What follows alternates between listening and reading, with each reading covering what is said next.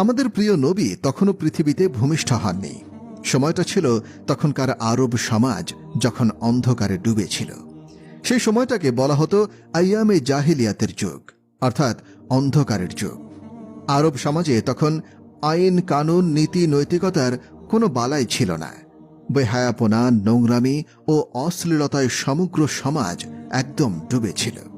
সেই সময় নারীদের কোনো অধিকারই ছিল না।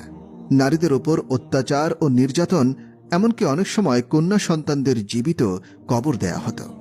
এতে মানুষের মনে বিন্দুমাত্র মায়া, মমতা, ভালোবাসাও ছিল না। নারীদেরকে সেই সময় ভোগের পণ্য মনে করা হতো। এমনকি বাজারে নারী পুরুষকে দাস দাসী হিসেবে বেচাকেনা করার রীতি ছিল।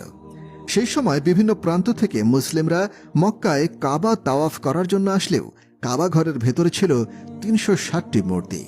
কারণ মক্কায় তখন মুসলিমদের পাশাপাশি খ্রিস্টান, ইহুদিসহ বিভিন্ন গোত্রের মানুষ ব্যবসার জন্য স্থায়ী বা অস্থায়ীভাবে বসবাস করত।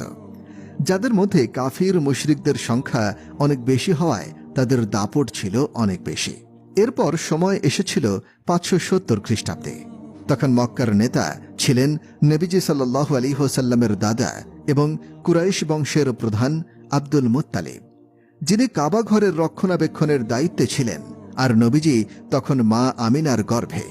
এর মধ্যেই হঠাৎ একদিন আরবে বিশাল হস্তি বাহিনীকে দেখা যায়, যারা ক্রমশ মক্কার দিকে এগিয়ে আসছে এবং মানুষ তাদের ঘর বাড়ি ছেড়ে পালিয়ে যাচ্ছে, কারণ সে হস্তি বাহিনীকে প্রতিহত করার শক্তি তাদের ছিল না।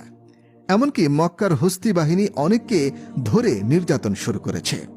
নবীজির দাদার অর্থাৎ আব্দুল মুত্তালিবের ২০০ উটসহ মক্কাবাসীর সমস্ত উট তারা কেড়ে নিয়েছে, যাতে তারা তাদের সাথে লড়াই করতে না পারে।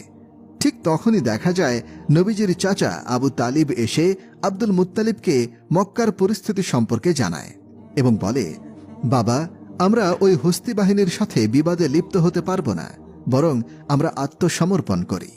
আব্দুল মুত্তালিব রওনা হয় হস্তি বাহিনীর প্রধানের সাথে দেখা করতে। আর এই হস্তি বাহিনীর প্রধান হলেন মক্কার পরবর্তী এলাকা ইয়েমেনের শাসক আবরাহা। তার ছিল অনেক ক্ষমতা ও শক্তি। মূলত আরব সমাজ অন্ধকারে ডুবে থাকলেও সমগ্র পৃথিবীর বেশিরভাগ মানুষ জেনে গিয়েছিল যে ইসলাম ধর্ম পৃথিবীর শ্রেষ্ঠ ধর্ম। আসলে তখন ছিল ইব্রাহিম আলাইহিস সালামের শরিয়ত, অর্থাৎ তখনকার মানুষ যে ইবাদত করত সেটা ছিল মিল্লাতে ইব্রাহিমী। তারা ইব্রাহিম আলাইহিস সালামের সুন্নাতের উপরে আমল করত, কিন্তু কালের পরিক্রমায় এটা বিকৃত হয়ে গেছে। বিভিন্ন প্রান্তের মানুষেরা যখন হজ করতে মক্কায় আসত, ইব্রাহিম আলাইহিস সালামের শরিয়া